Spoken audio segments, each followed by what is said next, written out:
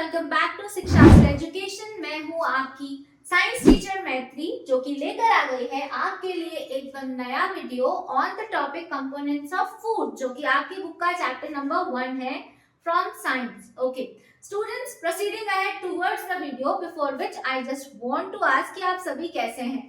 मुझे ऐसा लगता है कि आप सभी बहुत ही बढ़िया होंगे एंड आई होप ये वीडियो को आप जरूर एंजॉय करेंगे। ये वीडियो प्रिसाइसली मेरे बहुत सारे स्टूडेंट्स की डिमांड पे हम बना रहे हैं। तो आगे बढ़ते हैं और हम इस वीडियो को स्टार्ट करते हैं, जिसमें हम पढ़ने वाले हैं कंपोनेंट्स ऑफ फूड को। अब स्टूडेंट्स, आगे बढ़ने से पहले हम पहले देख लेते हैं कि इस चैप्टर में हम पढ़ने क्या वाले हैं, यानी कि हम पहले डिस्कस करेंगे हमारे चैप्टर का ओवरव्यू। सो हम पहले बात करेंगे कि टॉपिक है क्या, introduction of the topic. Then we will come to what do different food items contain, आपके फूड आइटम्स में क्या क्या चीजें प्रेजेंट होते हैं। फिर उनकी प्रेजेंस को कंफर्म करने के लिए हम ऐसे क्या टेस्ट कर सकते हैं, जैसे test of starch, test of protein, then test of fats. Then सभी न्यूट्रिएंट्स जो रहते हैं वो हमारी बॉडी के लिए क्या कर रहे हैं, how are they helpful to us. Then balance diet के बारे में हम डिस्कस करेंगे और इसके अलावा हम बात करेंगे about the deficiency diseases. So let's proceed ahead towards the introduction of the topic. So students, as you know, food सुन के ही सबको अपना फेवरेट फूड याद आ जाता है ना। आपका फेवरेट फूड क्या है, प्लीज मुझे कमेंट सेक्शन में जरूर बताना, और अपनी गार्जियन से या फिर कुकिंग हेल्प से या फिर मदर से पूछिएगा कि आपके फेवरेट फूड के इंग्रेडिएंट्स क्या क्या हैं। ये मैं क्यों पूछ रही हूँ, चलिए पता चल जाएगा।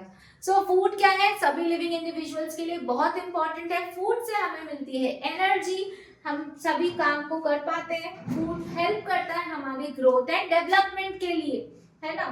सभी living individual are dependent on food for performing different activities of the body की अलग अलग एक्टिविटी तब तक हो ही नहीं सकती जब तक आप क्या कर रहे हैं, जब तक आप प्रॉपरली फूड का इंटेक नहीं कर रहे, प्रॉपरली एनर्जी नहीं कंज्यूम कर पा रहे हैं, प्रॉपरली आपकी बॉडी में अलग अलग न्यूट्रिएंट्स नहीं पहुंच रहे हैं, राइट।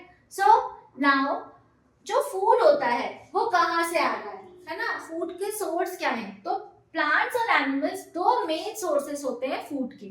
आपका जो भी फूड फेवरेट है उसमें हम अलग अलग इंग्रेडिएंट्स को ऐड करते हैं। इंग्रेडिएंट्स क्या है, आपके की कंपोनेंट्स है। अगर इंग्रेडिएंट्स में कुछ कमी हो गई या उल्टा पुल्टा हो गया तो आपकी रेसिपी बिगड़ सकती है। और ये इंग्रेडिएंट्स कहाँ से आते हैं, ये भी आपके प्लांट्स या फिर एनिमल्स से आते हैं, ठीक है। सो प्लांट्स एंड एनिमल्स दो इंपॉर्टेंट सोर्सेस होते हैं फूड के, ठीक है। अब प्लांट्स के सभी पार्ट का इंटेक आप नहीं कर सकते, है ना। आप जानते हैं कि कुछ प्लांट्स की रूट्स एडिबल होती हैं, कुछ प्लांट्स की लीव्स एडिबल हैं, कुछ प्लांट्स की स्टेम एडिबल हैं। यानी कि आप ओवरऑल इन शॉर्ट ये कह सकते हो कि सभी प्लांट्स के सारे पार्ट्स एडिबल नहीं होते हैं। तो जो एडिबल पार्ट्स होते हैं, मतलब जो पार्ट्स हम इनटेक कर पाते हैं, उनको हम कहते हैं edible parts of the plants. Okay, so you can eat all those plants. जैसे कि बात करते हैं, अगर मैं बात करूं लीफ की, तो किस प्लांट के लीफ का हम इनटेक कर सकते हैं, स्पिनच, जिसे हम पालक कहते हैं, ठीक है। अगर मैं बात करूंगी रूट की, तो आप रूट, कौन सा रूट ले सकते हो, कैरेट, ठीक है। अगर हम बात करते हैं स्टेम की, तो आपको पता है पोटैटो एक स्टेम होता है, modified stem, right.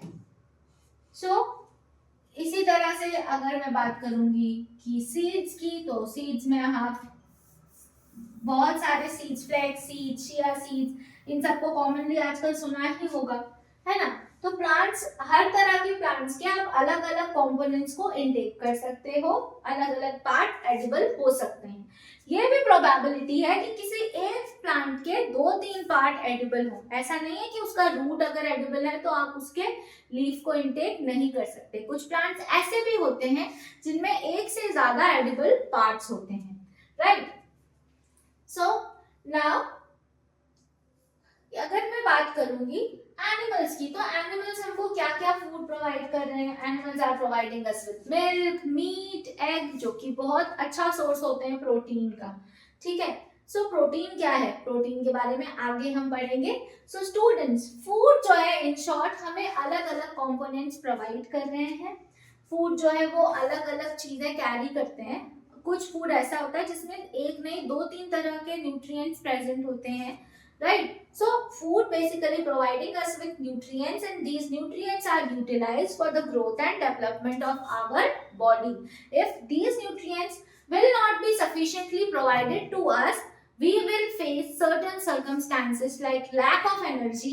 Then we can suffer from diseases called deficiency diseases. Okay, so students, let us learn in detail about these components of the food now. So सबसे पहले हमारे फूड आइटम में क्या चीजें present होती हैं। सो आपको भी पता है कि किसी भी रेसिपी को बनाने के लिए आपको प्रॉपर इंग्रेडिएंट पता होना जरूरी होता है ना। इंग्रेडिएंट्स जो कि फूड में प्रेजेंट है उनको उनमें प्रेजेंट होते हैं कुछ कंपोनेंट्स जो कि हमारी बॉडी को डे टू डे एक्टिविटीज के लिए रिक्वायरमेंट फुलफिल करने के लिए जरूरी है। यानी कि सपोज मैंने दाल बनाई, ठीक है, तो दाल में दाल है, ओके, जो कि प्रोटीन का एक रिच सोर्स है।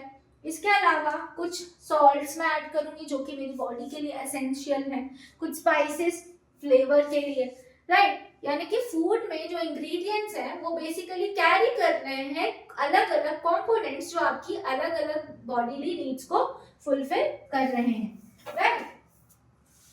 चलिए डिटेल में थोड़ा सा पढ़ते हैं इसको। सो आप देख सकते हैं कि जो न्यूट्रिएंट्स होते हैं उनको आप मेजरली किन ग्रुप्स में डिवाइड कर सकते हो। You are dividing them as they are the carbs, right, fats, proteins and fibers. Okay, fibers are also called roughage. Okay, you can find roughage written over somewhere. ठीक है, इसके अलावा water भी essential होता है, मिनरल्स जो है vitamin and minerals जो कि हमें फ्रूट्स एंड वेजिटेबल से ही मिलते हैं, ठीक है। सो बेसिकली ये क्या है, हमारे लिए एसेंशियल कंपोनेंट्स ऑफ फूड है और ये फूड में होना बहुत जरूरी है क्योंकि वन और द अदर वे हमारे लिए बहुत हेल्पफुल है। किस कंपोनेंट से हमारा क्या फायदा है वो अभी हम डिस्कस करेंगे इसी चैप्टर में, राइट। सो लेट्स स्टार्ट कि हम हमारे फूड में इन पर्टिकुलर चीजों की प्रेजेंस कैसे पता कर सकते हैं। तो सबसे पहले हम बात करते हैं टेस्ट ऑफ स्टार्च की। स्टूडेंट, स्टार्च क्या होता है? स्टार्च टर्म आप सुने, आपके लिए नया होगा, लेकिन शुगर तो आपके लिए कॉमन टर्म है ना, आप स्क्रीन पे भी देख सकते हो। स्टार्च जो है ना वो शुगर का एक कॉम्प्लेक्स फॉर्म है, थोड़ा सा कॉम्प्लेक्स। आपको पता है स्टार्च किस कैटेगरी में आता है? हमारे एक बहुत इंपॉर्टेंट कंपोनेंट जिसे हम कहते हैं कार्बोहाइड्रेट्स, ठीक है। Carbohydrates are very important components of your food. अब कार्बोहाइड्रेट्स के दो टाइप्स होते हैं, एक होता है सिंपल और एक होता है कॉम्प्लेक्स, ठीक है। तो जो सिंपल है उसमें हमने पढ़ लिया ग्लूकोज के बारे में, ठीक है। लेकिन जब कई सारे ग्लूकोज कंबाइन हो जाते हैं तो वो बना लेते हैं कॉम्प्लेक्स वाला कार्बोहाइड्रेट्स, जिसका एग्जांपल है स्टार्च। तो हमारे फूड में स्टार्च है या नहीं, इसकी प्रेजेंस हम कैसे टेस्ट कर सकते हैं?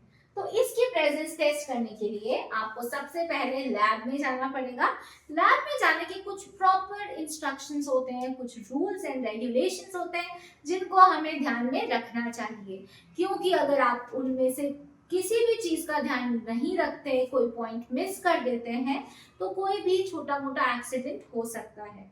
इसलिए लैब में आप अपने टीचर के गाइडेंस में ही जाइए और जब तक आपके टीचर अलाउ ना करे किसी भी चीज को हाथ मत लगाना। चलिए आगे बढ़ते हैं। तो ये एक बहुत सिंपल सा टेस्ट है जिसकी हेल्प से आप प्रेजेंस ऑफ स्टार्च टेस्ट कर सकते हैं, ठीक है। तो आप टेस्ट ट्यूब्स ले लीजिए। सपोज मेरे पास बहुत सारे फूड सैंपल्स हैं और मैं उन फूड सैंपल्स में से मुझे नहीं पता कि उनमें स्टार्च है या नहीं, तो मैंने हर टेस्ट ट्यूब में अलग अलग फूड सैंपल रख दिया। सपोज इसमें मैंने पल्सेस लिए, इसमें मैंने राइस ले लिया, ठीक है, और इसमें मैंने सपोज कर लीजिए कुछ सीड्स ले लिए, ओके। अब ये सीड्स सीड्स नहीं भी लेकर ब्रेड ले लेते हैं। चलिए ब्रेड कॉमन होता है, ब्रेड आप आराम से फाइंड आउट कर सकते हैं। ठीक है, अब मैंने तीनों सब इस टेस्ट ट्यूब को मैंने ए बोला, इसको मैंने बी बोला और इसको मैंने सी बोल दिया। अब मैं इस टेस्ट ट्यूब में फूड सैंपल है जो मेरा, उसमें कुछ ड्रॉप ऑफ आयोडीन्स ऐड करती हूँ। I will add drop of आयोडीन्स in each of them. ठीक है, तो जैसे ही मैंने इस टेस्ट ट्यूब में आयोडीन ऐड किया तो जिस भी फूड सैंपल में क्या था, स्टार्च प्रेजेंट था, उस स्टार्च की प्रेजेंस की वजह से जो मेरा फूड सैंपल है it turn into bluish black. इधर वो ब्लूइश हो जाएगा डार्क या फिर ब्लैक कलर का हो जाएगा फूड। तो राइस मेरा ब्लैक ही होगा क्योंकि उसमें स्टार्च प्रेजेंस होता है। इसके अलावा ब्रेड भी, क्योंकि इसमें भी शुगर कंटेंट होता है, तो वो डार्क, बहुत डार्क ब्लैक नहीं होगा, बट यस राइस जो है वो ज्यादा डार्क ब्लैक शो करेगा, to because that is indicating the presence of starch in the food item that you are eating। ठीक है, so ये बहुत इजी एक्टिविटी है जो आप अपने टीचर्स के साथ लैब में परफॉर्म कर सकते हैं, और जो कार्बोहाइड्रेट्स हो उनकी प्रेजेंस आप टेस्ट कर सकते हैं in the food sample. Now the other component of food जिसकी प्रेजेंस आप टेस्ट कर सकते हो। ये जो टेस्ट है हम क्यों परफॉर्म करते हैं आपको पता है? ये सारे टेस्ट अडल्ट्रेशन चेक करने के लिए परफॉर्म किए जाते हैं। अडल्ट्रेशन क्या होता है? अडल्ट्रेशन होता है मिलावट, है ना, कि जो फूड सैंपल है उसमें क्या कंपोनेंट जो क्लेम किया जा रहा है वो एक्चुअली में प्रेजेंट है भी या नहीं, ये पता करने के लिए ये टेस्ट होने बहुत जरूरी होते हैं। और ये छोटे मोटे टेस्ट आप लैब में परफॉर्म करके अपने कॉन्सेप्ट्स को इजीली क्लियर भी कर सकते हैं। चलिए जब हम आगे बढ़ेंगे तो प्रोटीन्स के बारे में बात करते हैं। प्रोटीन्स जो होते हैं ना, building blocks of your body है। आपने देखा होगा जो बॉडी बिल्डर्स होते हैं वो प्रोटीन शेक्स पीते हैं। आपको भी प्रोटीन का इंटेक करने के लिए मिल्क पीने के लिए बोला जाता होगा, मिल्क का इंटेक आपको प्रमोट किया जाता है। So proteins are the body building food. The sources of proteins are pulses, okay, gram, okay, now like milk, egg, meat, ये सभी क्या है? sources of protein है। अब प्रोटीन की प्रेजेंस फूड सैंपल में हम कैसे टेस्ट कर सकते हैं? तो सबसे पहले तो इसमें भी आपने सपोज इसमें भी मुझे नहीं पता कि मेरे फूड सैंपल में प्रोटीन प्रेजेंट है या नहीं, तो सेम मैंने पुरानी एक्टिविटी की तरह टेस्ट ट्यूब्स ले लिए और उन टेस्ट ट्यूब्स में मैंने फूड सैंपल डाला। सपोज मेरा एक फूड सैंपल है राइस, एक फूड सैंपल है मेरी कोई सी दाल, ओके, एंड एक फूड सैंपल में मैंने एग ले लिया। ठीक है, एग का योक, येलो पार्ट, सॉरी येलो नहीं, white part of the egg ले लिया। अब मैंने इसमें सबसे पहले ऐड किया कुछ copper sulphate solution. Copper sulphate solution blue colour का सोल्यूशन होता है, लैब में प्रेजेंट है। ये कॉपर सल्फेट जो है वो एक सॉल्ट होता है। ठीक है, सो कॉपर सल्फेट का सोल्यूशन आपको लैब में मिलेगा, आपके टीचर आपको हेल्प कर सकते हैं टू प्रोवाइड द सेम। अब कॉपर सल्फेट में मैंने साथ में कुछ ऐड किया है, वो है कास्टिक सोडा। और जैसे ही मैंने ये चीजें मेरे फूड सैंपल में ऐड की तो वायलेट कलर ऑब्जर्व करूंगी मैं। वायलेट कलर किसमें ऑब्जर्व होगा? वायलेट कलर ऑब्जर्व होगा in the food sample which contain protein. Okay, so protein की प्रेजेंस मैं इस चेंज इन कलर से इंडिकेट कर पाऊंगी। सो राइस में मैं चेंज इन कलर नहीं देखूंगी क्योंकि अभी हमने देखा था कि राइस कहाँ किस चीज का प्रेजेंस शो कर रहा था? स्टार्च का। बट एग और दाल इसमें कलर चेंज ऑब्जर्व किया जा सकता है क्योंकि ये दोनों ही प्रोटीन के रिच सोर्सेस हैं। ठीक है, सो इससे पता चलता है कि हाँ इस पर्टिकुलर फूड सैंपल में प्रोटीन प्रेजेंट है, इस पर्टिकुलर फूड सैंपल में क्या प्रेजेंट है? स्टार्च प्रेजेंट है। ठीक है, another test that is given in your book is test for fats। Fats तो ऑयली, तो ऑयल की प्रेजेंस चेक करने के लिए आपको कुछ भी नहीं करना, आप एक सिंपल बटर पेपर ले लो या फिर टिश्यू पेपर ले लो, कुछ ऑयली फूड आप थोड़ी देर के लिए उस फूड सैंपल को उस पेपर में रख दीजिए और फिर उसको जब रिमूव करके देखेंगे तो आपको उसमें ऑयली पैच दिखेगा। ठीक है, वो पैच इंडिकेट कर रहा है कि आपके पर्टिकुलर फूड में कुछ अमाउंट ऑफ फैट है ऑयल जो है वो फैट ही तो है, right. So this is the activity आप लोग रेगुलर बेस पे करते हो। गरम गरम भजिए खा रहे हैं या फिर हम समोसे खा रहे हैं, अगर हमने टिश्यू में उसे डैब किया तो टिश्यू ऑयल पैच शो करेगा, और आपने साथ ही साथ क्या परफॉर्म कर लिया, टेस्ट फॉर स्टार्च भी परफॉर्म कर लिया, ठीक है। सो आज हमने क्या पढ़ा, we learn about what is food and what are the basic components of food. Also we discussed about different tests that we can perform so that we can check the presence of protein, fats and carbohydrate in the food sample that we are taking in. So with that note, I am saying goodbye to you. I hope ये video आपके लिए helpful रहेगा। Video कैसा लगा मुझे comments में जरूर बताना। Thank you so much all of you for watching. Keep watching and do subscribe to our channel. Also share the videos with your friends. Thank you.